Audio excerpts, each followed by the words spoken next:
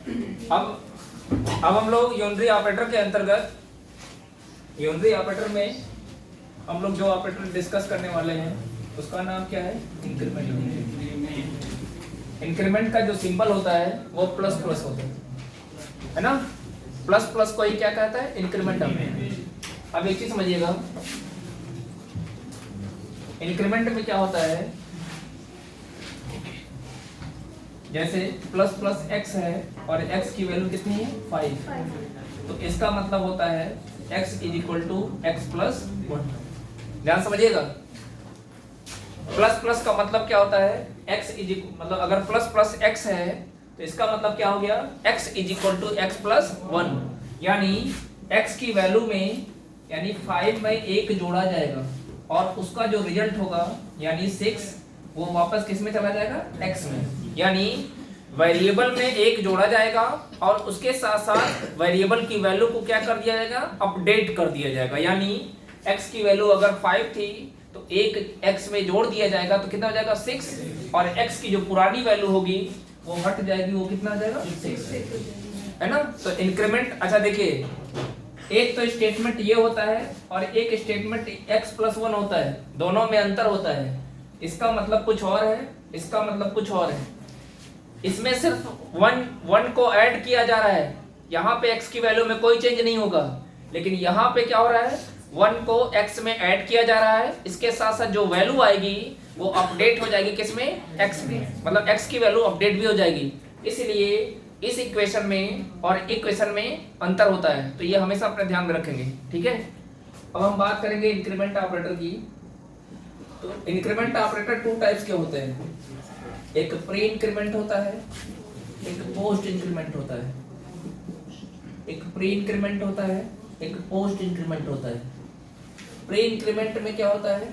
ये जो ऑपरेटर होगा, सुने, ये जो ऑपरेटर होगा ऑपरेंड के पहले लगा होगा। यदि ऑपरेटर ऑपरेंड के पहले होगा तो प्री इंक्रीमेंट, और यदि ऑपरेंड के बाद में होगा तो पोस्ट इंक्रीमेंट। प्री और पोस्ट में अंतर होता है, बस पोजीशन देखिए ऑपरेटर का। यदि ऑपरेटर ऑपरेंड के पहले आया है तो क्या होगा? प्री इंक्रीमेंट, और यदि ऑपरेटर ऑपरेंड के बाद आया है तो पोस्ट इंक्रीमेंट। इन दोनों टाइप के ऑपरेटर का मतलब प्री इंक्रीमेंट का और पोस्ट इंक्रीमेंट का, इनका बिहेवियर अलग अलग होता है और इनका अलग अलग सिनेरियो में अलग अलग तरीके से हम यूज करते हैं। तो इनके कॉन्सेप्ट को समझने के लिए, मतलब प्री और पोस्ट के बीच में अंतर क्या है यह जानने के लिए हम आपको कुछ एग्जाम्पल देंगे, आपके सामने कुछ एग्जाम्पल रखेंगे और उन्हीं एग्जाम्पल के आधार पे हम प्री इंक्रीमेंट और पोस्ट इंक्रीमेंट के कॉन्सेप्ट को समझने का प्रयास करेंगे, ठीक है? यहाँ पे देखिए, हमने एक प्रोग्राम बनाया है जहाँ पे हमने एक इक्वेशन राइट किया हुआ है। इस इक्वेशन में ध्यान से देखिए, एक प्लस ऑपरेटर है, मतलब एक बाइनरी ऑपरेटर है, और यहाँ पे प्लस प्लस और प्लस प्लस।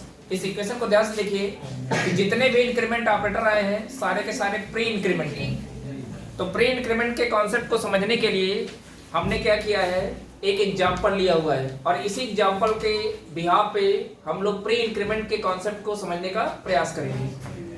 तो जब भी इस तरीके से कभी आपके सामने इक्वेशन दिया जाता है तो हम इसको सॉल्व कैसे करेंगे, है ना?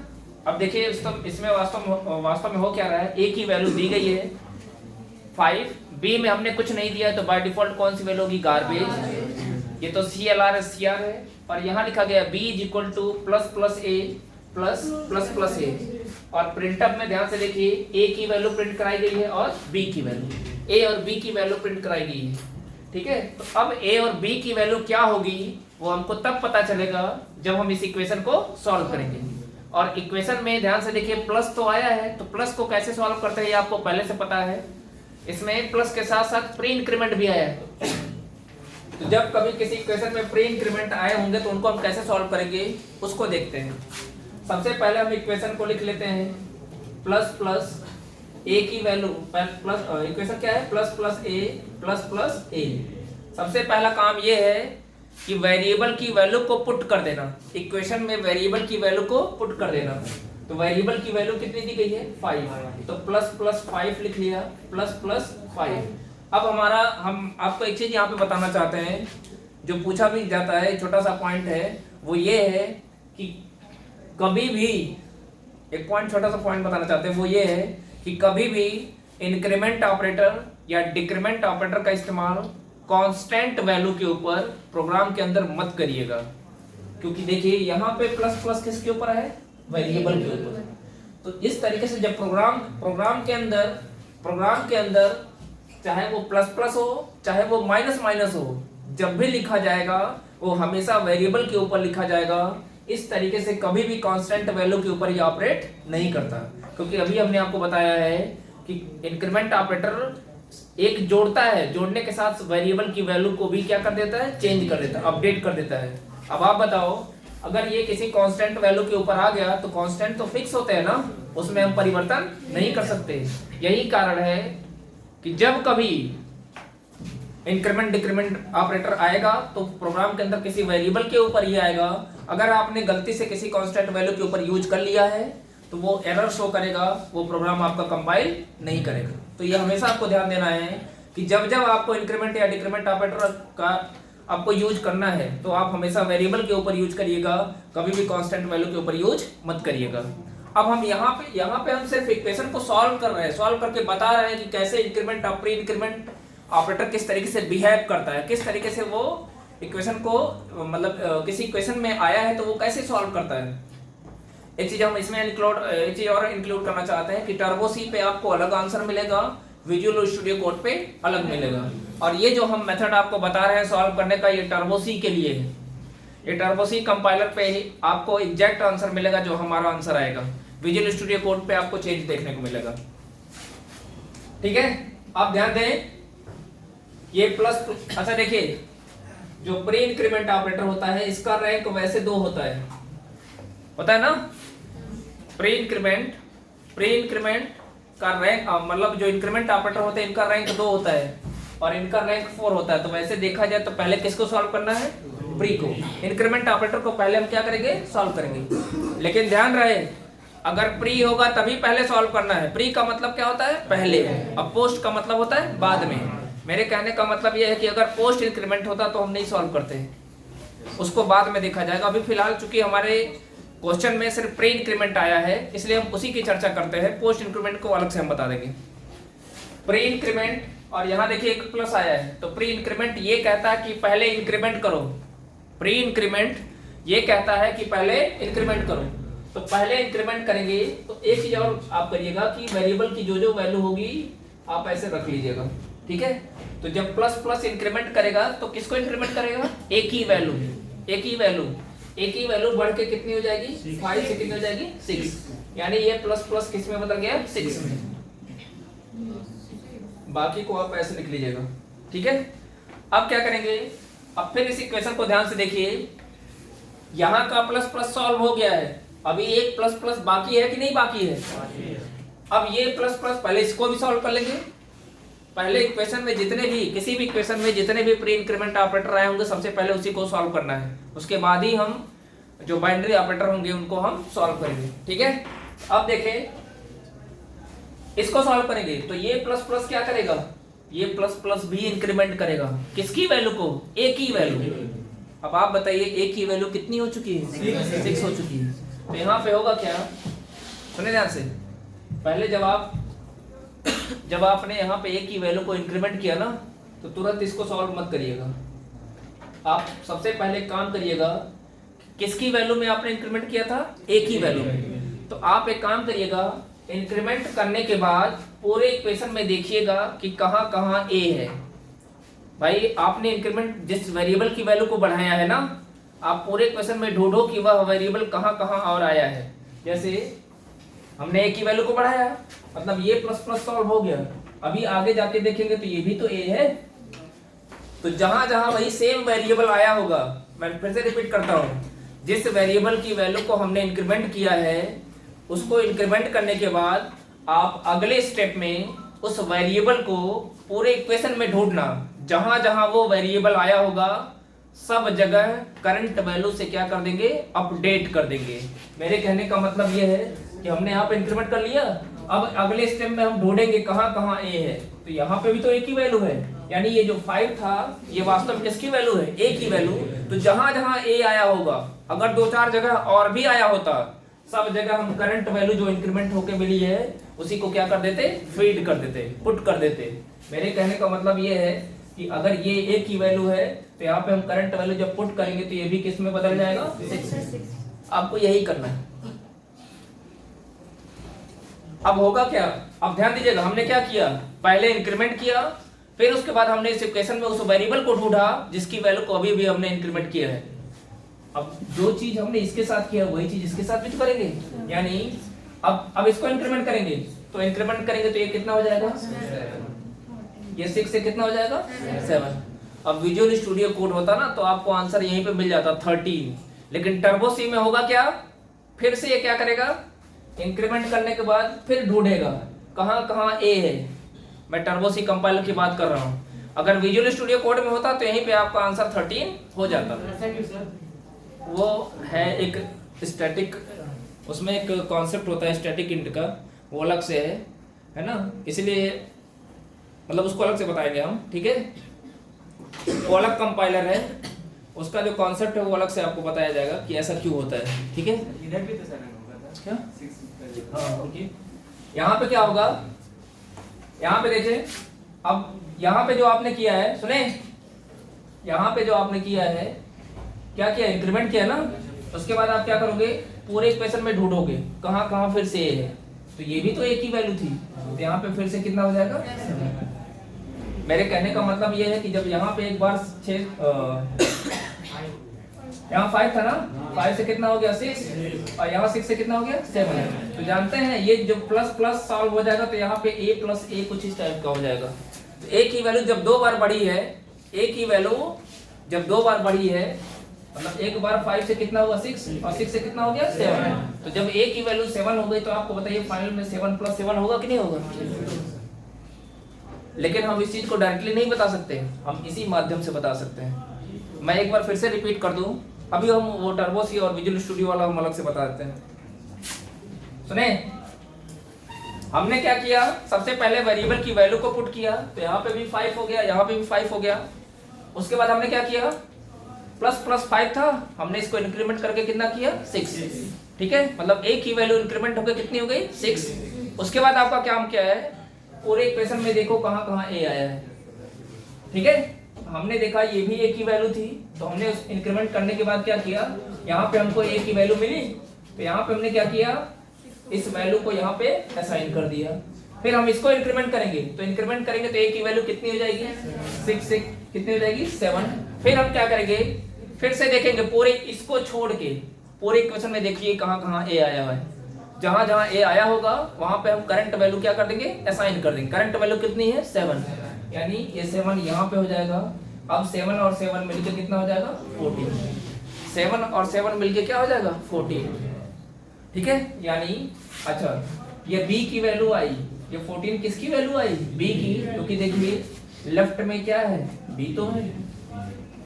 और इसमें ध्यान से देखिए, इस क्वेश्चन में b की वैल्यू के साथ साथ a की वैल्यू भी पूछा है, तो a की वैल्यू क्या होगी, a की वैल्यू कितनी होगी 7, तो a की वैल्यू प्रिंट करेगा 7 और b की वैल्यू प्रिंट करेगा 14, नोट कर लीजिए। अगर यहाँ पे सुने, अगर हम एक बार और प्लस प्लस ऐड कर देते, एक चीज ध्यान दीजिएगा, जब सिस्टम पे भी लिखिएगा तो इस प्लस और इंक्रीमेंट ऑपरेटर के बीच में स्पेस लिखिएगा, इसके बीच में स्पेस नहीं रहेगा चलेगा, क्योंकि यहाँ वेरिएबल है ना, इसके बीच में स्पेस नहीं रहेगा चलेगा, लेकिन जब आप इंक्रीमेंट ऑपरेटर लिखिएगा तो आप स्पेस लगा के लिखिएगा, नहीं तो एरर शो करेगा, ठीक है। अब देखें, अब मान लीजिए हमने एक और इंक्रीमेंट ऑपरेटर ले लिया, कोई दिक्कत नहीं है, हम वैसे ही सॉल्व करेंगे, प्लस प्लस ए प्लस प्लस ए प्लस प्लस ए की वैल्यू कितनी थी 5, यहाँ क्या कर लेंगे plus plus 5 plus plus 5 plus plus 5, यहाँ पे कितना हो जाएगा a की वैल्यू 6। तो आप सबसे पहले एक बार इंक्रीमेंट करने के बाद बाकी को एज इट इज रहने दो। अब देखो सब जगह देखो, ये भी a की वैल्यू है, ये भी a की वैल्यू है, तो इस केस में होगा क्या, सब जगह हम लोग 6 असाइन कर देंगे, प्लस प्लस 6 प्लस प्लस 6। अब इसको इंक्रीमेंट करेंगे कितना आ जाएगा 7, बाकी को ऐसे ही रहने दीजिए। अब ये भी एक ही वैल्यू है, ये भी एक ही वैल्यू है, तो सब जगह हम करंट वैल्यू क्या कर देंगे, असाइन कर देंगे। 7 प्लस 7 प्लस प्लस प्लस 7। अब यहाँ पे इंक्रीमेंट करेंगे तो ये 7 हो जाएगा, ये 7 हो जाएगा, कितना हो जाएगा 8। ये भी एक ही वैल्यू है, ये भी एक ही वैल्यू है, तो सब जगह हम क्या कर देंगे, असाइन कर देंगे। अब 8 और 8 मिलके कितना होता है 16, और 16 और 8 मिलके कितना हो जाएगा 24। b की वैल्यू आई 24 और a में जो लास्ट में इंक्रीमेंट हुआ था वही a की वैल्यू होगी, यानी इस केस में a की वैल्यू 8, b की वैल्यू 24। इस तरीके से हम लोग आसानी से सॉल्व कर सकते हैं, ठीक है। अब देखिए सुनिए, अब अगर इन केस b की वैल्यू हमने कितना दे दिया 10 और यहाँ पे हमने प्लस प्लस b कर लिया, है ना, प्लस प्लस b कर लिया। अब देखिए क्या होगा, इसको कैसे सॉल्व करेंगे, इसको आप लोग नोट कर लीजिए। देखें यहां पे देखिए क्या हुआ है, इक्वेशन हमारा चेंज हो गया। b is equal two plus plus a plus plus a plus plus b। अब देखें a की वैल्यू पहले पुट कर देते हैं 5 प्लस प्लस 5 और b की वैल्यू प्लस प्लस 10 दी गई है, ठीक है। अब देखिए इसको कैसे सॉल्व करेंगे। अच्छा, a की वैल्यू कितनी दी गई है 5, b की वैल्यू दी गई है 10, प्लस प्लस 5 क्या करेगा, a की वैल्यू बढ़ाएगा तो यानी हो गया 6।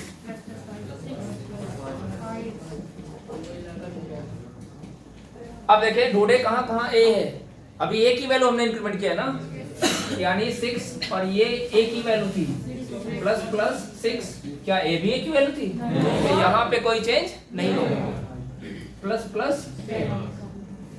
अब क्या हो जाएगा, अब यहाँ पे इंक्रीमेंट करेंगे तो ये कितना देगा 7, ये plus plus 10 as it is रहेगा। यहाँ पे a की वैल्यू कितनी हो गई 7, अब यही यहाँ पे भी a की वैल्यू है, तो यहाँ पे भी हम क्या कर देंगे, इसको अपडेट कर देंगे 7 प्लस 7 प्लस प्लस 10। अब हम अभी भी एक इंक्रीमेंट बचा हुआ है, तो हम क्या करेंगे, इसको बढ़ाएंगे तो ये कितना हो जाएगा b is equal to 7 plus 7 और प्लस 11। क्या कहीं और भी है, नहीं है। अब क्या करेंगे, पहले इसको जोड़ेंगे तो कितना हो जाएगा 14 प्लस 11 और ये हो जाएगा 25, यानी b की वैल्यू 25, ठीक है, और a की वैल्यू 7। लास्ट में जो इंक्रीमेंट हुआ था देखिए 6 से कितना हो गया था 7, और b की वैल्यू तो 10 से 11 हुआ था, 11 से फिर कितना हो जाएगा 25, ठीक है। इस तरीके से हम इक्वेशन को सॉल्व कर सकते हैं। यहाँ पे देखिए, यहाँ पे जो प्रोग्राम लिखा गया है, यहाँ पे एक इक्वेशन है इस प्रोग्राम में, और इस इक्वेशन में सारे के सारे इंक्रीमेंट ऑपरेटर जो है वो पोस्ट इंक्रीमेंट ऑपरेटर का, जैसे कि मैंने बताया इसके पहले कि रैंक नंबर वैसे तो 2 होता है, लेकिन पोस्ट इंक्रीमेंट, इसका नाम क्या है पोस्ट इंक्रीमेंट। इस केस में जब भी किसी इक्वेशन में पोस्ट इंक्रीमेंट ऑपरेटर आया होता है तो उसको हम बाद में सॉल्व करते हैं, यही कारण है जिसका नाम पोस्ट इंक्रीमेंट रखा गया है। कैसे सॉल्व करते हैं उसको देखते हैं। सबसे पहले क्या करो, अच्छा यहाँ पे देखिए किसकी वैल्यू निकालनी है, a और b की। a और b की वैल्यू तभी आप फाइंड आउट कर सकते हो जब इस इक्वेशन को हम सॉल्व करेंगे।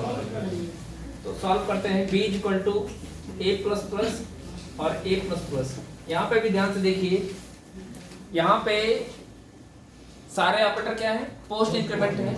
तो अब इसको हम कैसे सॉल्व करेंगे, सबसे पहले वेरिएबल की वैल्यू पुट करते हैं, कितना है 6 प्लस प्लस 6 प्लस। अब ध्यान से देखिएगा, पोस्ट इंक्रीमेंट ये कहता है कि पहले इक्वेशन को सॉल्व करो, बात समझिएगा। प्री इंक्रीमेंट ये कहता था कि पहले इंक्रीमेंट करो बाद में इक्वेशन को सॉल्व करो। पोस्ट इंक्रीमेंट ये कहता है कि पहले इक्वेशन को सॉल्व करो बाद में इंक्रीमेंट करो। यही कारण है कि इसका नाम क्या रखा गया है पोस्ट इंक्रीमेंट। मैं फिर से बता दूं, पोस्ट इंक्रीमेंट के केस में हम पहले इक्वेशन को सॉल्व करते हैं। पहले इक्वेशन को सॉल्व करने का मतलब, अभी इसको आप भूल जाओ कि ये प्लस प्लस है, तो आप क्या करोगे 6 को 6 के साथ ऐड कर दोगे, यानी 6 के साथ 6 को ऐड करेंगे कितना हो जाएगा 12, यानी ये b की वैल्यू हमको मिल गई। इक्वेशन सॉल्व हो गया। अब हमने क्या कहा कि पोस्ट इंक्रीमेंट ये कहता है कि पहले इक्वेशन सॉल्व करो फिर इंक्रीमेंट करो। इक्वेशन सॉल्व हो गया, अब जाके हम इंक्रीमेंट करेंगे। तो एक बार जब ये इंक्रीमेंट करेगा तो किसको करेगा, a की वैल्यू, तो ए की वैल्यू जो 6 थी कितनी हो जाएगी 7। एक इंक्रीमेंट यहाँ हो गया, एक बार और इंक्रीमेंट करना है, ये भी किसके ऊपर, ए के ऊपर ही है, तो एक बार और इंक्रीमेंट करो कितना हो जाएगा 8। ए की वैल्यू 8 और बी की वैल्यू 12। इस तरीके से हम पोस्ट इंक्रीमेंट को आसानी से सॉल्व कर सकते हैं। ठीक है,